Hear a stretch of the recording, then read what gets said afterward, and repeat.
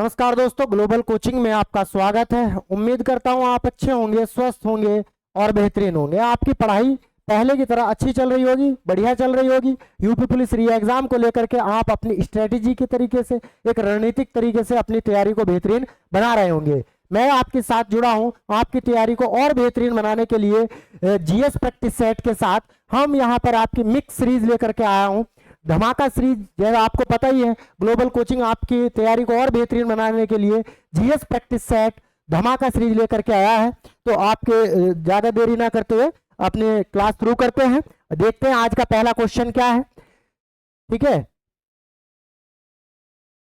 आज का सीरीज का पहला प्रश्न है, संविधान सभा की कुल सदस्य संख्या 389 थी जिसमें रियासतों के प्रतिनिधि थे। देखिए इस क्वेश्चन को समझिएगा, अच्छे से समझिए इस क्वेश्चन को और ध्यान से पढ़िए इसमें पूछा क्या गया है। सबसे पहले आप जब एग्जाम में बैठेंगे, मॉक टेस्ट लगा रहे हैं, प्रैक्टिस सेट लगा रहे हैं, तो इसमें आप लोग कर क्या रहे हैं। ठीक, सबसे पहले आपको क्वेश्चन अगर पढ़ने के बाद उसको समझ में आ गया तो वो करना बहुत आसान हो जाता है, बहुत ईजी हो जाता है। यहाँ पर लिखा है संविधान सभा की कुल सदस्य संख्या में दी है 389 थी। कहने का मतलब यह संविधान सभा के कितने लोग थे, कितने सदस्य थे, 389, जिसमें रियासतों के प्रतिनिधि थे। इसमें यह पूछ रहा है कि ये जो कुल सदस्य संख्या है संविधान की, इसमें रियासतों के कितने प्रतिनिधि थे। हमें यहाँ पर ऑप्शन में देखना है।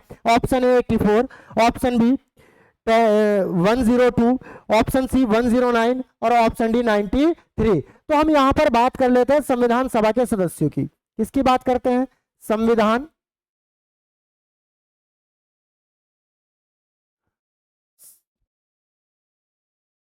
सभा के कुल सदस्य 389 थे, 389।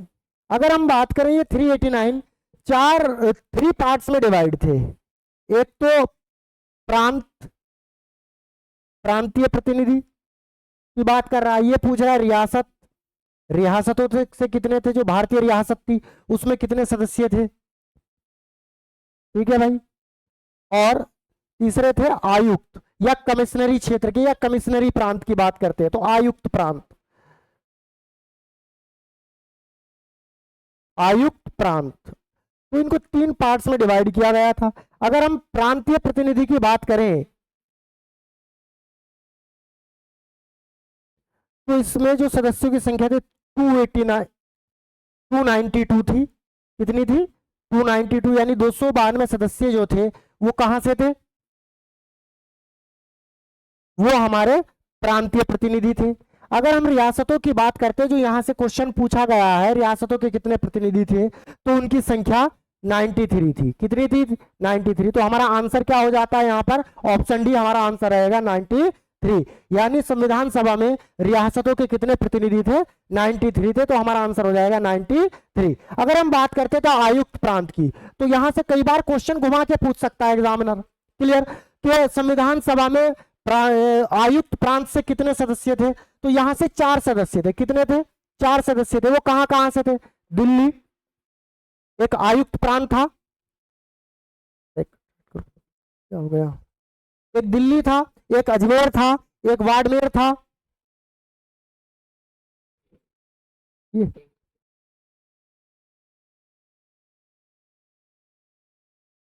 ठीक है भाई। तो यहां पर लिख लेते हैं आयुक्त प्रांत की अगर हमें बात करनी है, आयुक्त प्रांत से, कमिश्नरी क्षेत्र से कितने सदस्य थे? 4 थे। क्लियर? एक तो दिल्ली से, अजमेर, तीसरा बाड़मेर, कुर्ग बलूचिस्तान,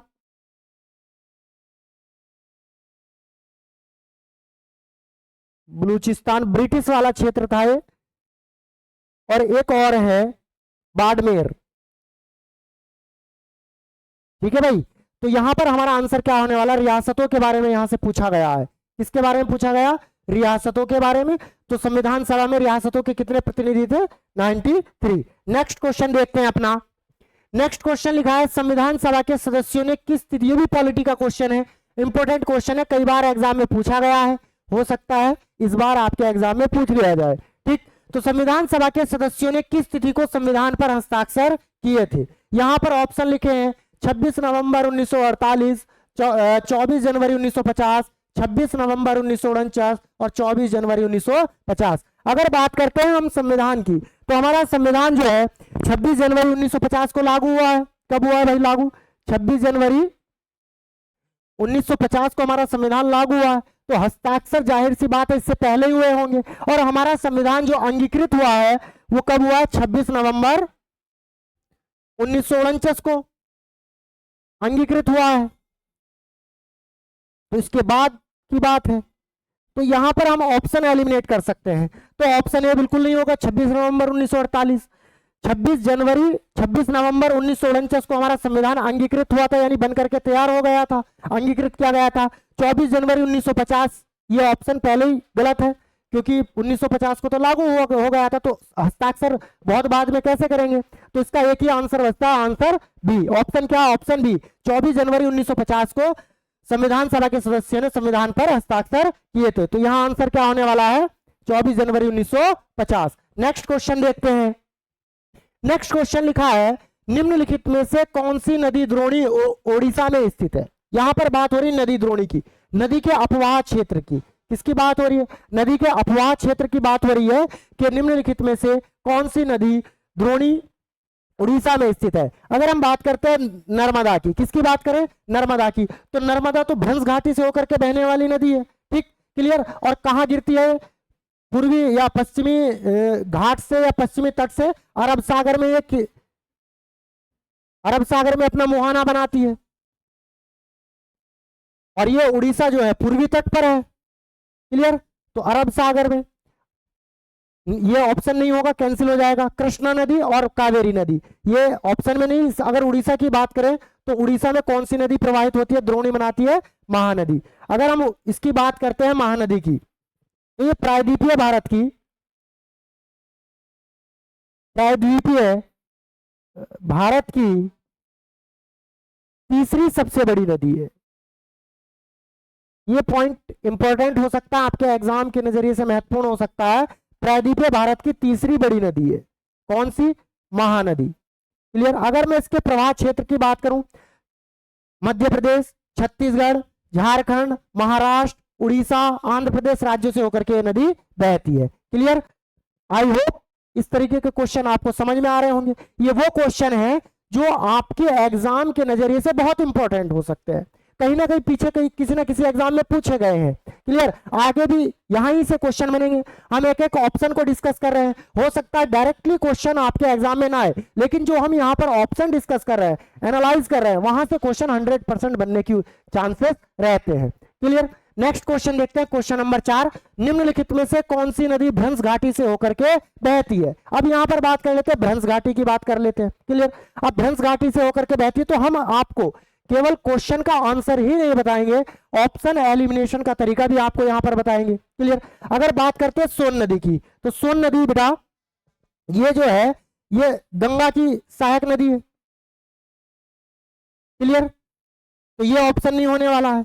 कोसी नदी, कोसी नदी को बिहार के शोक के नाम से जाना जाता है, बिहार के शोक के नाम से जाना जाता है इसको। लूनी नदी की बात करें तो अरावली पर्वत से निकलती है, राजस्थान में बहती है और गुजरात के कच्छ में विलीन हो जाती है। यहां पर एक ही नदी बचती है, तापी। हमारा ऑप्शन आंसर क्या हो जाएगा? ऑप्शन डी, तापी या ताप्ती नदी। देखो ये जो दो नदियां हैं, नर्मदा और ताप्ती या तापी नदी, ये भारत की भ्रंश घाटी से होकर के बहती है या प्रवाहित होती है। प्रायद्वीपीय भारत की नदी है, ठीक है, प्रवाहित होती है। तो यहां पर हमारा आंसर क्या हो जाएगा? ऑप्शन डी, तापी नदी, क्लियर।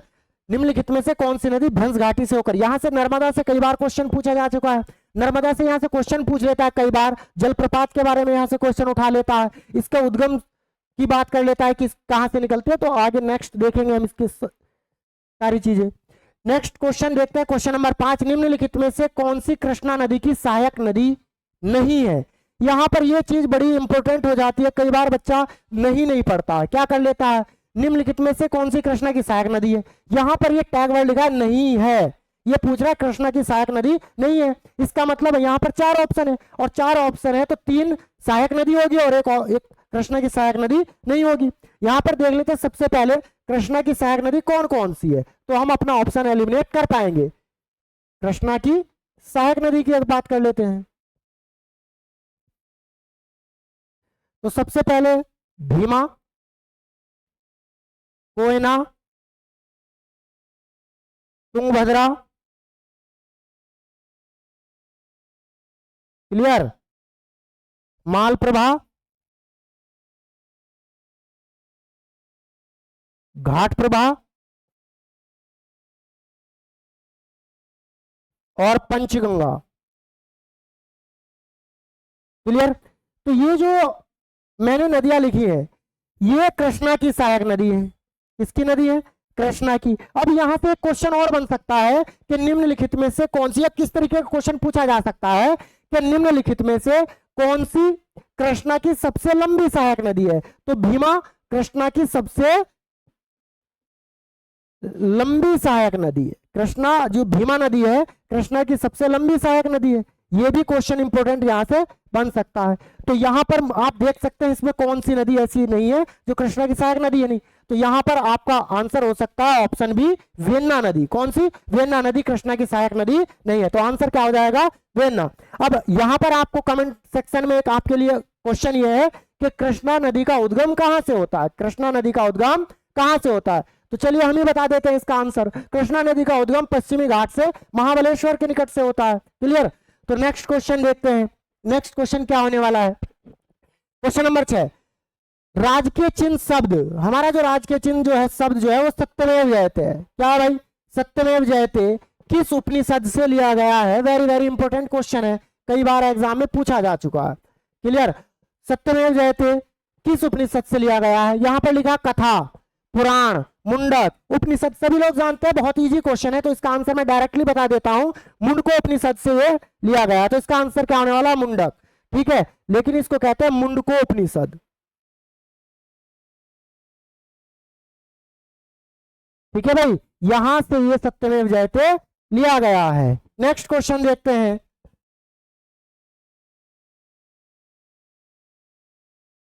बौद्ध साहित्य कला में चैत्य का अर्थ निम्नलिखित में से क्या है? इंपोर्टेंट क्वेश्चन है, आर्ट एंड कल्चर का क्वेश्चन हो सकता है, स्टैटिक भी आप इसको कह सकते हैं, लेकिन यह वास्तुकला का क्वेश्चन है। इसमें क्वेश्चन लिखा है कि बौद्ध वास्तुकला में चैत्य का क्या अर्थ है? ऑप्शन देख लेते हैं। बुद्ध अवशेष, प्रार्थना हॉल, निवास स्थल या मठ। यहां पर अगर हम बात करें बौद्ध वास्तुकला की, तो हमें बौद्ध वास्तुकला में 4 संरचनाएं देखने को मिलती है। कितनी संरचना देखने को मिलती है? 4 बौद्ध वास्तुकला की 4 संरचना हमें यहां पर देखने को मिलती है। एक तो बात करते हैं चैत्य की,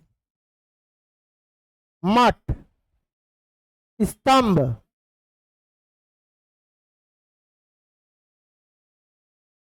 मठ, स्तंभ और अवशेष। क्लियर। ये 4 संरचनाएं हमें देखने को मिलती है। अब यहां पर आपसे क्वेश्चन ये पूछा गया चैत्य का क्या अर्थ है, मीनिंग ऑफ चैत्य। तो चैत्य जो होता है बौद्ध वास्तुकला में एक प्रार्थना हॉल होता है। क्या होता है भाई? प्रार्थना हॉल होता है।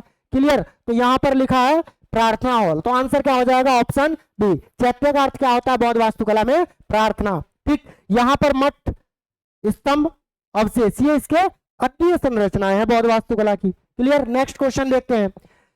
नेक्स्ट क्वेश्चन लिखा है प्राचीन भारत में गांधार कला शैली को किस राजवंश ने विकसित किया था? एक बार और देख लीजिए, प्राचीन भारत में गांधार वास्तुकला शैली को किस राजवंश ने विकसित किया था? Option A Kushan, option B Gupta वंश, ऑप्शन सी मौर्य और ऑप्शन डी चोल वंश। अगर हम बात करते हैं गांधार वास्तुकला की, तो गांधार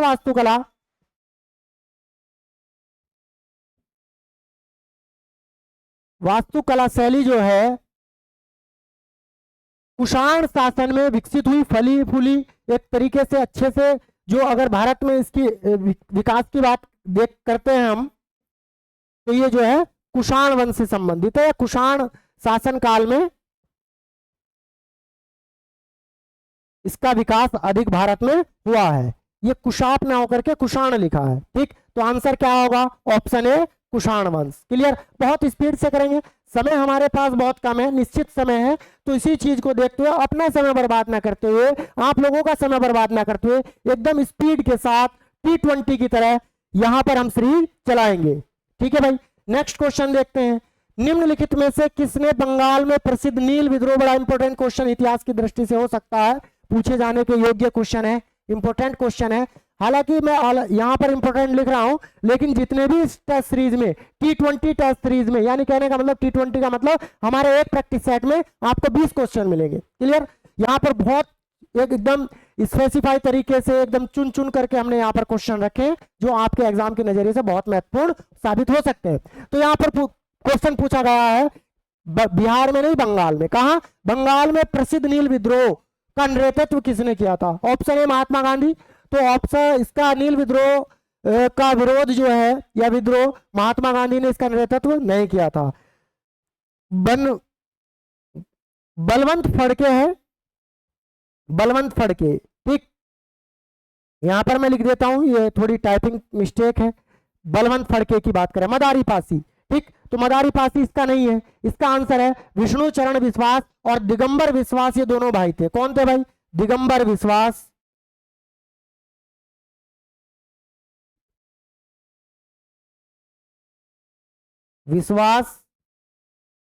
और विष्णु चरण विश्वास।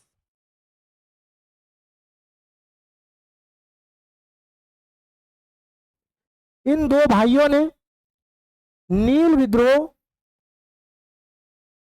का नेतृत्व किया था।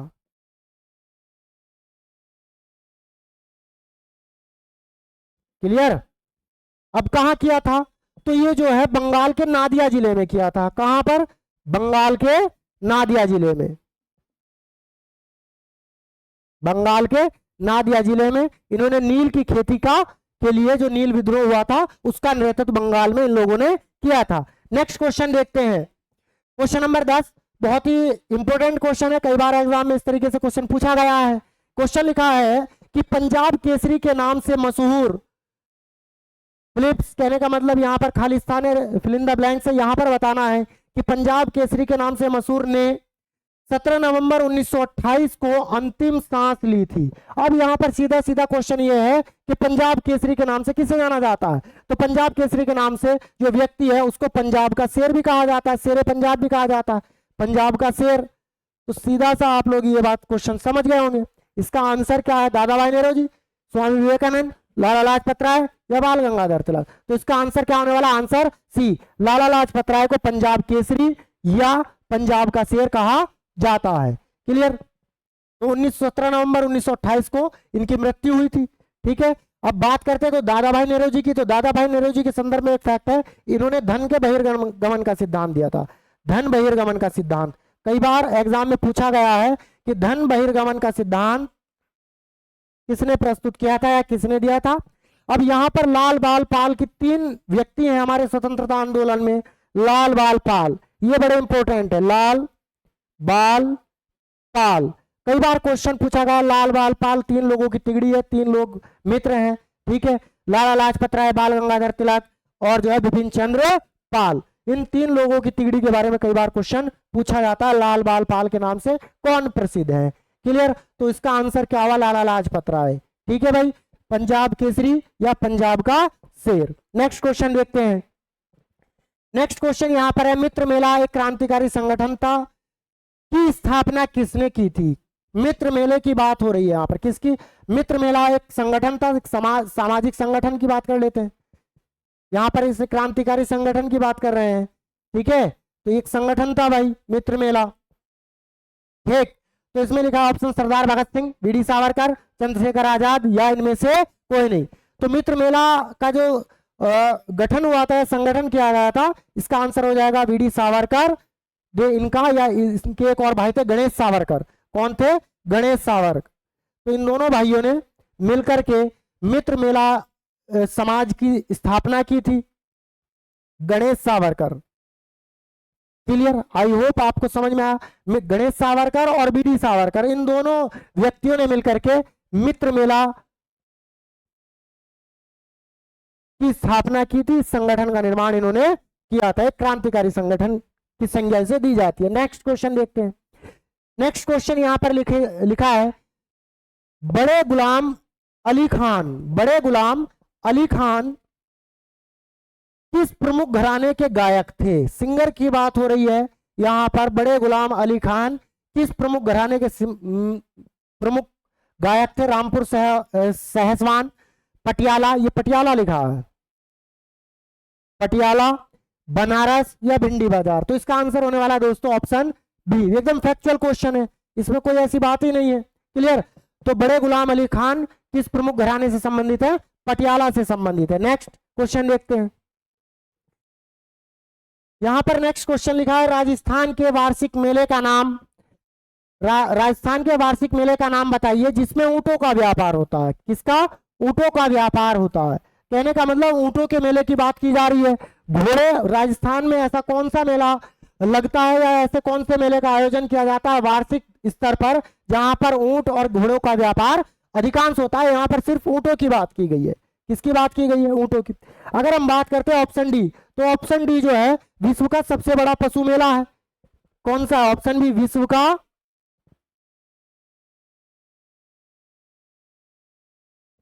सबसे बड़ा पशु मेला है। और कहां आयोजित होता है? बिहार के सोनपुर में इसका आयोजन होता है, बिहार में। क्लियर? तो यहां पर ऊंटों का मेला जो है या इसके व्यापार से संबंधित ऊंटों की खरीद बिक्री की जाती है यहां पर। क्लियर? तो ये जो मुख्य मेला है वो है ऑप्शन सी, पुष्कर मेला। तो पुष्कर मेला इसका आंसर होगा कि राजस्थान का वार्षिक मेला। और ये वार्षिक है लेकिन बहुदिवसीय मेला है। कैसा? बहुदिवसीय, कई दिन तक ये चलता है। ठीक है भाई, एक वार्षिक और बहुदिवसीय मेला है पुष्कर, और ऊंटों के व्यापार से संबंधित है। इस मेले में ऊंटों की खरीद बिक्री होती है। नेक्स्ट क्वेश्चन देखते हैं। नेक्स्ट क्वेश्चन है कि भारत के किस ऋषि ने मीमांस सूत्र लिखा है? भारत के किस ऋषि ने मीमांस सूत्र लिखा है? यहां पर मीमांस की बात की गई है, दर्शन की बात की गई है। तो ऑप्शन है जैमिनी, चरक, बदरायण और पाणिनि। तो यहां पर देखते हैं चरक। चरक ने चरक संहिता लिखी है,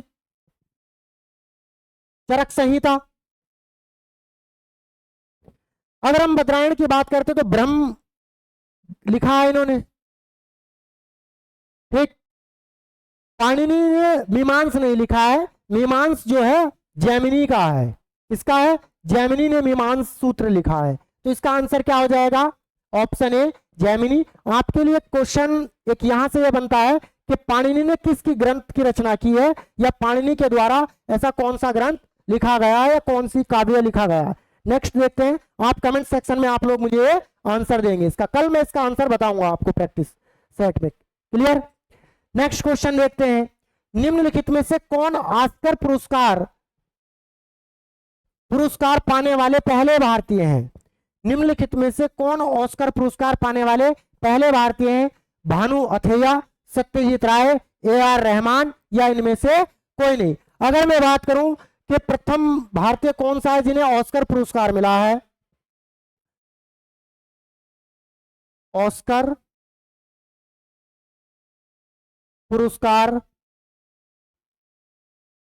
प्राप्त करने वाले भारतीय कौन है भाई? करने वाले भारतीय। क्लियर? तो वो कौन है? भानु अथैया है। कौन है भाई? भानु अथैया। क्लियर? भानु अथैया एक कॉस्ट्यूम डिजाइनर थी। कौन थी भाई? कॉस्ट्यूम डिजाइनर थी। और इन्हें फिल्म गांधी के लिए, कौन सी फिल्म के लिए? फिल्म गांधी के लिए ऑस्कर पुरस्कार सबसे पहले मिला था। तो आंसर क्या आ जाएगा? ऑप्शन ए, भानु अथैया ऐसी पहली भारतीय हैं जिन्हें ऑस्कर पुरस्कार मिला है। क्लियर? किस फिल्म के लिए मिला है? भानु अथैया, सॉरी, फिल्म गांधी के लिए इन्हें ऑस्कर पुरस्कार मिला था, 1983 में मिला था। सन भी याद कर लीजिएगा। तो नेक्स्ट क्वेश्चन देखते हैं इसी के साथ। नेक्स्ट क्वेश्चन है, संविधान की किस सूची में कृषि विषय शामिल है? बड़ा इंपॉर्टेंट क्वेश्चन ये आपके एग्जाम के नजरिए से हो सकता है। ठीक, क्लियर? संविधान की किस सूची में कृषि विषय शामिल है? ऑप्शन ए अवशिष्ट, राज्य सूची, संघ सूची, भय नहीं है, संघ है, संघ सूची और समवर्ती सूची। सबसे पहले एक नजर डाल लेते हैं, इनके तथ्यों के बारे में समझ लेते हैं। अवशिष्ट सूची, राज्य सूची और संघ सूची या समवर्ती सूची। तो अगर हम बात करें 7वीं अनुसूची की, कितनी अनुसूची हमारे संविधान में? 12 अनुसूची है। 12 में से 7वीं अनुसूची जो है, 7वीं अनुसूची में 3 सूचियों का उल्लेख है। क्लियर? और ये जो है संघ सूची नंबर 1, नंबर 2 राज्य सूची, नंबर 3 समवर्ती सूची। क्लियर है भाई? अगर हम इनकी बात करें तो आर्टिकल 246 में इनका वर्णन है। किसमें? आर्टिकल 246 में इन सूचियों का 7वीं अनुसूची या संघ सूची, राज्य सूची या समवर्ती सूची के संबंध में वर्णन दिया गया है। अगर हम बात करते हैं संघ सूची की, तो ये जो 7वीं अनुसूची के अंतर्गत 3 सूचियां हैं, तो ये केंद्र और राज्य के बीच विभाजन को दर्शाती है, केंद्र और राज्य के बीच करों के वर्णन को दर्शाती है। उन सब चीजों का संबंध इन सूचियों के अंतर्गत दिया गया है। अब संघ सूची की बात करें तो पहले संघ सूची में 97 विषय थे, लेकिन वर्तमान में 100 विषय हैं। कितने विषय हैं? 100 विषय इसके अंतर्गत है। ठीक है भाई। राज्य सूची की बात करें तो पहले इसमें 66 विषय थे और वर्तमान में इसमें 61 विषय हैं। कितने हैं? 61 विषय हैं। समवर्ती सूची की बात करें तो वर्तमान में इसमें 52 विषय हैं। हमारा क्वेश्चन यह है कि संविधान की किस सूची में कृषि विषय शामिल है? तो इसका आंसर हो जाएगा ऑप्शन बी, राज्य सूची में जो है कृषि विषय शामिल है। अब यहाँ पर एक एक्स्ट्रा सूची लिखी है, लिस्ट लिखी है, अवशिष्ट सूची। अब इसका क्या मतलब है? तो अवशिष्ट सूची वह सूची है, अगर इसके विवरण की बात करें तो आर्टिकल 248 में, आर्टिकल 248 जो है संसद को यह अधिकार देता है कि अवशिष्ट सूची या अवशिष्ट विषय में इसके बारे में कानून संसद बना सकती है। अब अवशिष्ट सूची में यहां पर हमने विषय दिखा दिए कि इसमें इतने विषय हैं। अब अवशिष्ट सूची में क्या आएगा? तो अवशिष्ट सूची में वो विषय आते हैं जो इन तीनों सूचियों में शामिल नहीं है। संघ सूची, राज्य सूची और समवर्ती सूची में जिन विषयों को नहीं रखा गया वो सब कहां चले गए? अवशिष्ट सूची में। और 248 आर्टिकल 248 के तहत संसद इसके विषय में कानून बना सकती है। अब यहाँ पर इसमें कौन कौन से विषय ऐसे आ सकते हैं जो इन तीनों अनुसूची में या इन तीनों सूची में नहीं है? तो वो विषय हो सकते हैं जैसे अंतरिक्ष प्रौद्योगिकी, ये अवशिष्ट में आता है।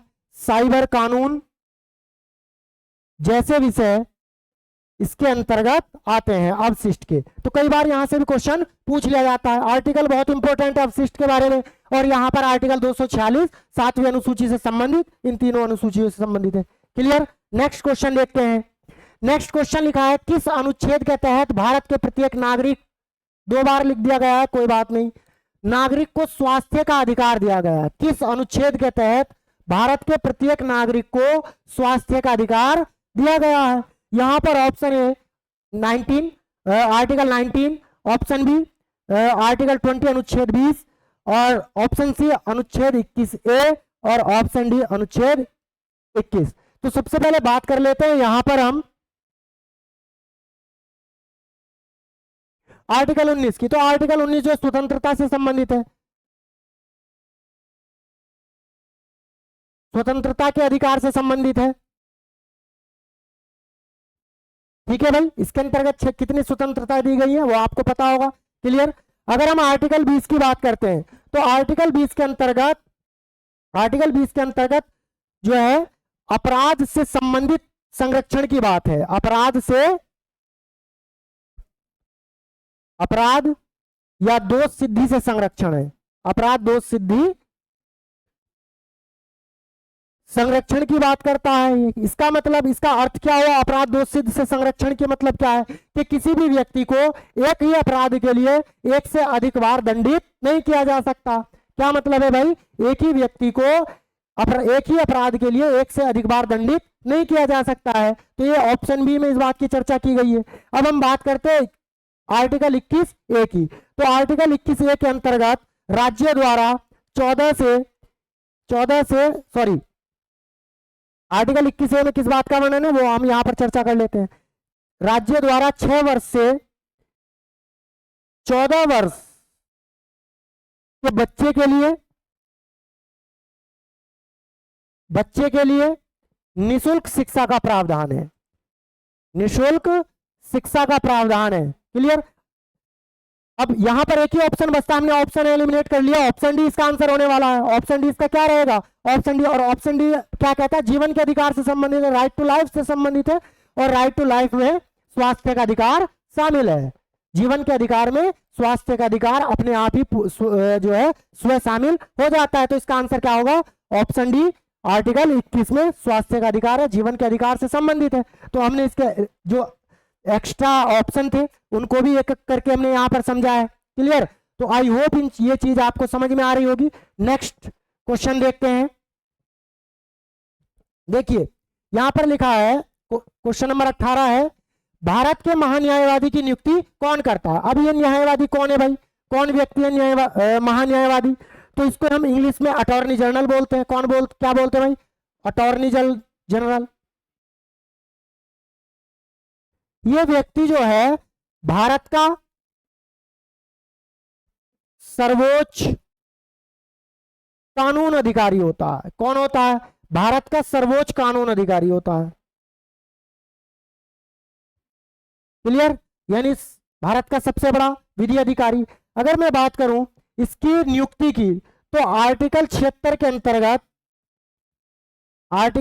के अंतर्गत राष्ट्रपति महान्यायवादी की नियुक्ति करता है। कौन करता है भाई? राष्ट्रपति। तो इसका आंसर क्या होने वाला है? Option C. क्या होने वाला आंसर इसका? ऑप्शन सी, राष्ट्रपति आर्टिकल 76 के तहत महान्यायवादी या भारत के सर्वोच्च विधि अधिकारी, कानून अधिकारी की नियुक्ति करता है। क्लियर। नेक्स्ट क्वेश्चन देखते हैं। यहां पर हम नेक्स्ट क्वेश्चन क्या होने वाला है, यहां पर लिखा ट्रकोमा नामक रोग से शरीर का कौन सा अंग प्रभावित होता है? ट्रकोमा एक बीमारी है। क्या है ये?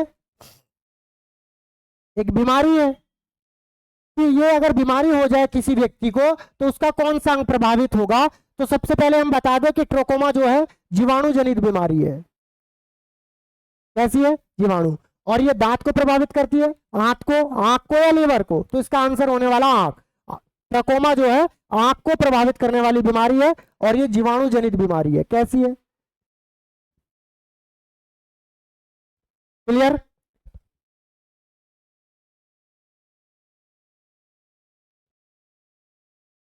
नेक्स्ट क्वेश्चन देखते हैं।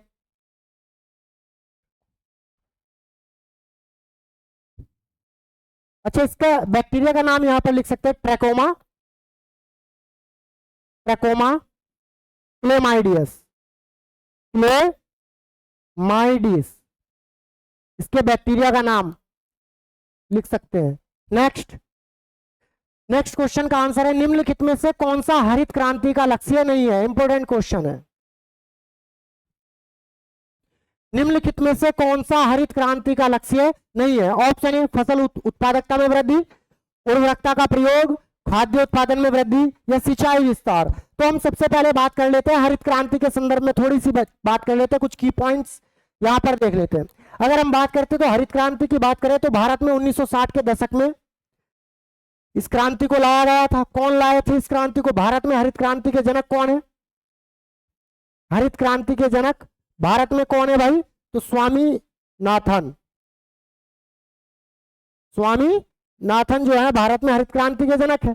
इनका हरित क्रांति को भारत में लाने का उद्देश्य क्या था? इसका उद्देश्य क्या था? सबसे पहले बात करें तो खाद्यान्न उत्पादन में वृद्धि, फसल उत्पादकता में वृद्धि और उर्वरकों का प्रयोग। सिंचाई विस्तार इसकी मुख्य उद्देश्य नहीं था।